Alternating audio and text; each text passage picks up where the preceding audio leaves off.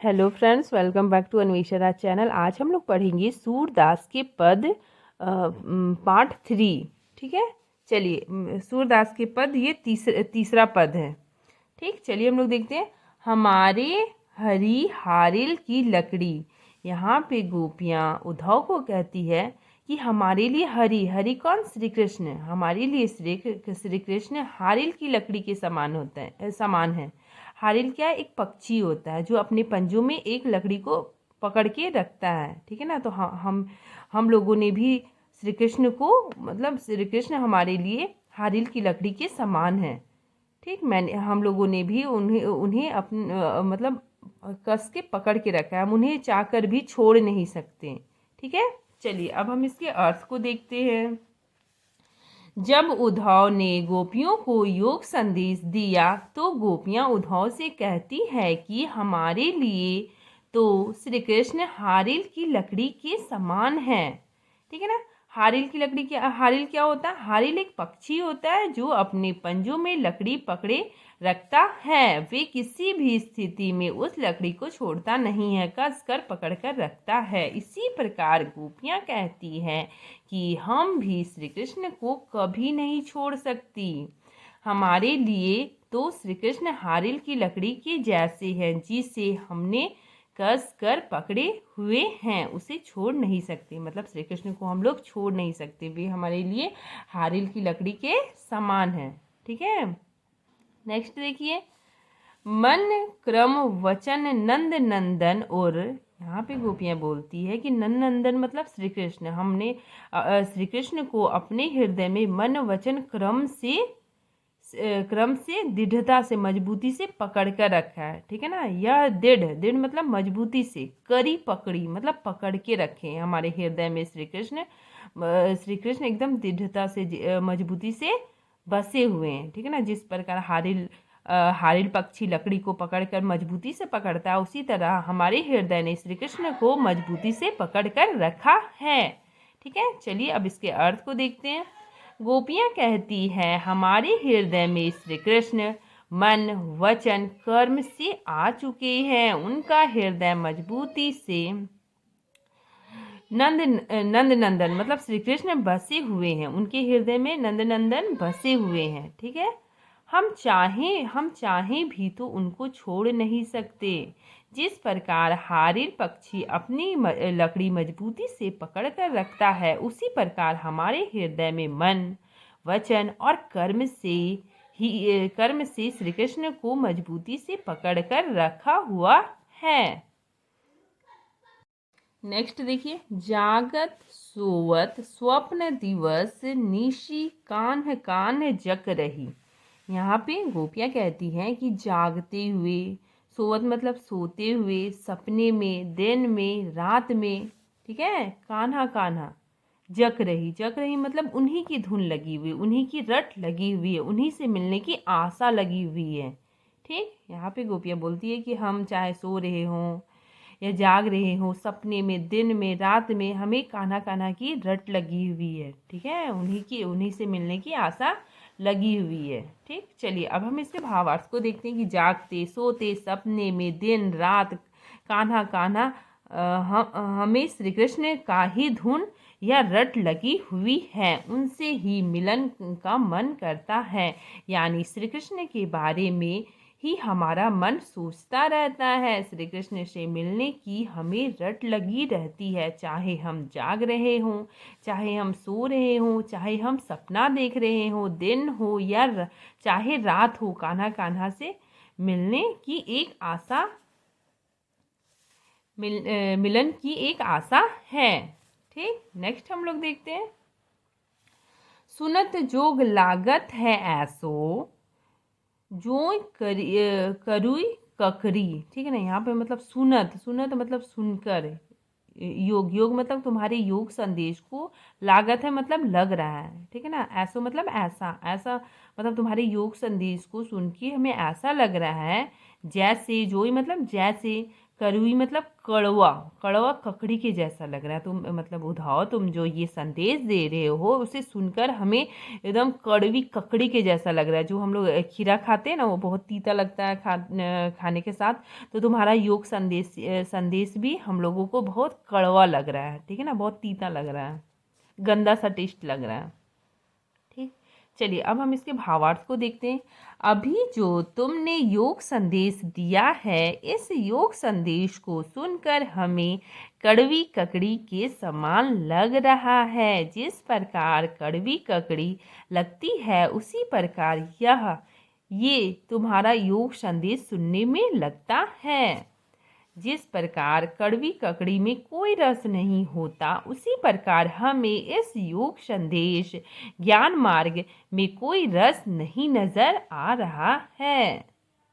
Next देखिए, सुन तो व्याधि हमको ले आए, देखी सुनी न करी। मतलब सुन तो मतलब ये जो तुम बीमारी या रोग हम मतलब ले आए, अपना जो तुम योग संदेश जो लाए वो क्या है, हमारे लिए एक बीमारी के जैसा है, रोग के जैसा है, ठीक है ना। इसीलिए यहाँ पे गोपियाँ बोल रही कि ये तो बीमारी हमको ले आए, मतलब हमारे पास तुम ले आए, ठीक है ना। देखी सुनी ना करी, ना हम लोगों ने इसे देखा है, ना सुना है, ना कभी करा है, ठीक है ना, ना कभी से भोगा है। ठीक, तो ये तुम्हारा योग संदेश एक बीमारी के जैसा है और हम लोगों ने इसे ना देखा, ना सुना, ना कभी भोगा है। ठीक है, चलिए इसके भावार्थ को देखते हैं। ये तो ऐसा रोग है जिसको तुम हमारे पास ले आए, जिसे हमने ना तो देखा है, ना तो सुना है, ना ही कभी करके देखा है या भोगा है। इस प्रकार की बीमारी तुम हमारे पास ले आए। योग संदेश जो तुम हमारे लिए लाए हो, ये इस प्रकार की बीमारी है जिसे हमने ना तो देखा है, ना कभी सुना है, ना कभी भोगा है। ठीक, नेक्स्ट देखिए, यह तो सूरती नहीं ले सौंपो जिनके मन चक्री। मतलब यहाँ पे गोपियाँ बोल रही हैं कि यह तो सूरती नहीं, मतलब यह जो तुम जो योग संदेश लाए हो उन्हीं को सौंप दो। तीन ही सौंपो मतलब उन्हीं को सौंप दो जिनके मन चक्री, जिनका मन क्या होता है, अस्थिर रहता है, चक्कर में रहता है, ठीक है। जिसका मन क्या होता है, मतलब जिसका मन स्थिर नहीं रहता है, ठीक, इधर उधर भटकता रहता है, उसी को तुम जाके अपना ये योग संदेश दो। हमारा मन तो श्री कृष्ण पर ही ठहर गया है, ठीक है ना, हमारा मन इधर इतना चंचल नहीं है, ठीक है, हमारा मन श्री कृष्ण पर ही जाके मतलब उन्हीं की भक्ति में लीन है। ठीक, चलिए अब इसके हम भावार्थ को देखते हैं। सूरदास गोपियों के द्वारा कहते हैं कि गोपियाँ कह रही है कि यह जो तुम योग संदेश लाए हो उन्हीं को ले सौंपो जिनका मन डोलता रहता है, ठीक है ना, चक्कर में रहता है, कभी इधर कभी उधर। हमने तो श्री कृष्ण के ऊपर ही मन टिका दिया है, ठीक ना। यह गोपियाँ बोल रही है हमने तो श्री कृष्ण के ऊपर ही मन टिका दिया है, हमें तो श्री कृष्ण से ही मिलन की आशा है, ठीक है। जिनका मन स्थिर नहीं रहता उन्हीं को तुम योग संदेश बताओ। अब देखिए सूरदास का चौथा पद। ठीक, हरि है राजनीति पढ़ी आए। यहाँ पे गोपियाँ बोल रही कि अब हरि क्या कर लिए हैं, मथुरा जाकर राजनीति पढ़ लिए हैं, वहाँ पे राजनीति की शिक्षा मतलब ले लिए हैं, ठीक है। और इसीलिए मतलब बहुत नाप तौल कर वो खुद नहीं आए और उद्धव को भेज दिए। ठीक, तो चलिए अब इसके भावार्थ को देखते हैं। गोपियाँ कहती है कि श्री कृष्ण मथुरा जाकर राजनीति पढ़ लिए हैं, राजनीति की शिक्षा पा ली है। ठीक, चलिए, समझी बात कहत मधुकर के समाचार सब पाए। मतलब यहाँ पे गोपियाँ उद्धव को भौरे के माध्यम से कह रही है। मधुकर मतलब क्या, कि भौरा के माध्यम से, मतलब भौरे के माध्यम से उद्धव को कह रही है कि समझू बात कहत, मतलब सब अब हम लोग सब कुछ समझ गए हैं, ठीक है, समझ गए हैं कि श्री कृष्ण क्या हो गए हैं, बहुत बदल गए हैं, ठीक है ना। और हम लोगों ने समाचार भी पा लिया, ठीक है, आपने जो संदेश दिया वो क्या, हम लोगों ने समाचार भी पा लिया, हम लोगों को अब पूरा पक्का विश्वास हो गया कि श्री कृष्ण अब बदल गए हैं, ठीक है, और हम लोगों ने समाचार भी पा लिया। ठीक। ठीक, चलिए अब इसके अर्थ को देखते हैं। भौरों को गोपियाँ इस प्रकार कहती है कि हम पहले ही समझ गई थी और हमने सारा समाचार भी पा लिया। वे बदल गए हैं, वहां जाकर राजनीति की शिक्षा ले लिए हैं, क्योंकि उद्धव को भेज दिया है। उद्धव को भेजने से गोपियां समझ रही हैं कि सचमुच में श्री कृष्ण बदल गए हैं। अब तो हमें पक्का विश्वास हो गया है और समाचार मिल गया है। ठीक, नेक्स्ट देखिए।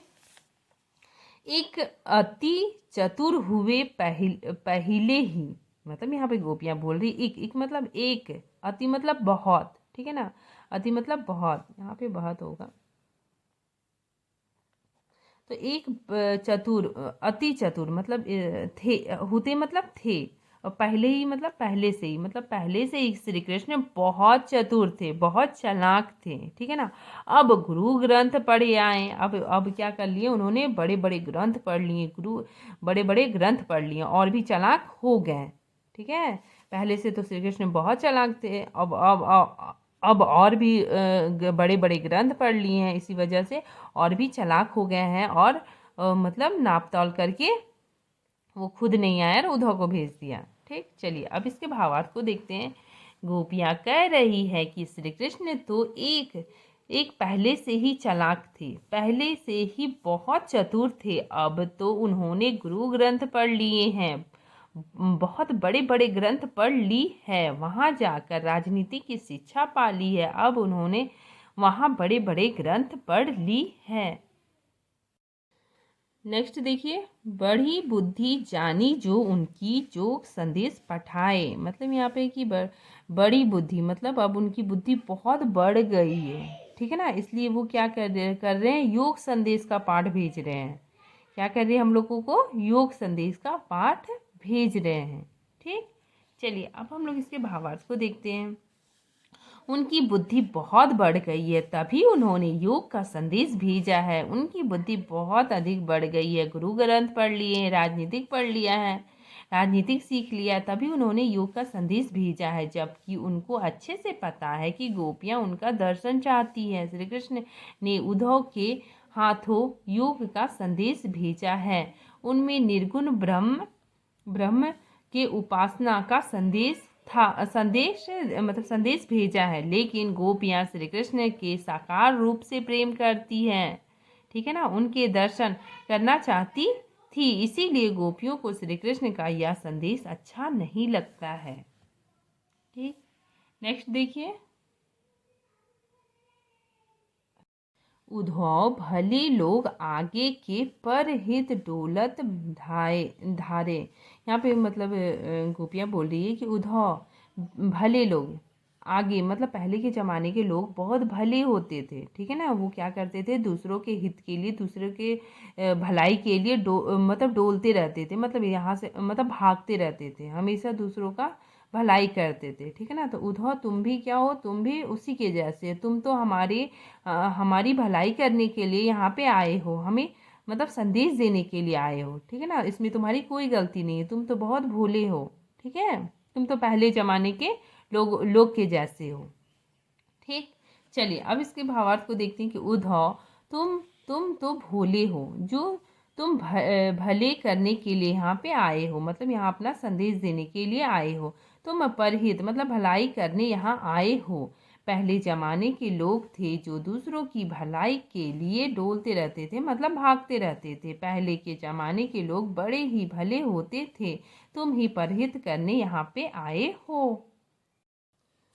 अब आपने मन फेर पाहे चलत जू हुते चुराए, मतलब यहाँ पे गोपियाँ बोल रही कि अब ऐसा लग रहा है कि हमारा मन हमें फिर से मिल जाएगा। चलत जू हुते चुराए, मतलब यहाँ पे गोपियाँ बोल रही है जो श्री कृष्ण जाते वक्त हमारे हृदय को अपने साथ ले गए थे, चुरा के ले गए थे। अब ऐसा लगता है कि हमारा मन हमें फिर से मिल जाएगा, क्योंकि श्री कृष्ण ऐसा व्यवहार कर रहे हैं, ठीक है ना, वो हमें उद्धव के द्वारा योग संदेश भेज रहे हैं, ठीक है। तो ऐसा व्यवहार करने से हमें ऐसा लग रहा है कि हमारा मन फिर से हमें वापस मिल जाएगा, ठीक है, जो श्री कृष्ण ने चुरा कर जाते वक्त हम लोगों से ले लिया था, वो मन हमें वापस मिल जाएगा। ठीक है, चलिए इसके भावार्थ को देखते हैं। यहाँ पे गोपियाँ कहती है कि अब विश्वास हो गया कि हम अपने मन को वापस से पा लेंगे। चलत जू हुते चुराए, इसका मतलब क्या होता है कि जो चलते वक्त श्री कृष्ण हमारे मन को चुरा लिए थे, जिस मन को कृष्ण जाते वक्त चुरा कर ले गए थे, इस तरह का व्यवहार कर रहे हैं तो लगता है हमारा मन वापस मिल जाएगा, क्योंकि उनका जो व्यवहार है, जो हमसे मिलने के बजाय उद्धव से योग संदेश भेज दिया, अब तो लग रहा है कि हमारा मन वापस मिल जाएगा। जो श्री कृष्ण जाते वक्त चुरा कर ले गए थे वे हमें वापस मिल जाएगा। ठीक, नेक्स्ट देखिए। ते क्यों अनति करे आपुन जो और अनिति छुड़ाए, मतलब ते क्यों मतलब वे क्यों अनिति कर रहे हैं। ठीक है ना, अनिति करे मतलब क्या हो गया, वे क्यों ऐसा बुरा काम कर रहे हैं, खुद ही बुरा काम कर रहे हैं। ठीक है ना, जो और मतलब जो पहले दूसरों को अनिति करने से रोकते थे, ठीक है ना, अन्याय करने से दूसरों को रोकते थे, आज वो खुद ही क्या कर रहे हैं, गलत काम कर रहे हैं। ठीक है, चलिए अब इसके भावार्थ को देखते हैं। वे खुद ही गलत काम कर रहे हैं, जो पहले दूसरों को अनीति करने से रोकते थे वे खुद अनीति कर रहे हैं, यानी उन्हें खुद ही यहाँ आना चाहिए था और उन्होंने योग संदेश भेज दिया, यानी वे गलत काम करना शुरू कर दिए हैं जो पहले दूसरों को अन्याय करने से रोकते थे। ठीक, नेक्स्ट देखिए। राजधर्म तो यही सूर जो परजा ना जाहि सताई, मतलब यहाँ पे गोपियाँ बोल रही है कि राजधर्म तो यही है कि राजा अपनी प्रजा की रक्षा करे, उन्हें नहीं सताए। ठीक है ना, लेकिन यहाँ पे श्री कृष्ण क्या कर रहे हैं, हम लोग भी तो क्या है, एक प्रजा के समान है। चलो हमको सखी नहीं मानते तो ठीक है, लेकिन हमें तो प्रजा मानते हैं, तो उन्हें अपनी प्रजा के सुख दुख का ख्याल रखना चाहिए। ठीक है ना, उन्हें सताना नहीं चाहिए, यही राज्य धर्म है। लेकिन श्री कृष्ण अपने फर्ज को भूल गए हैं, अपने कर्तव्यों को भूल गए हैं। ठीक है, और वो हमें क्या कर रहे हैं, सता रहे हैं। ठीक, चलिए अब इसके अर्थ को देखते हैं।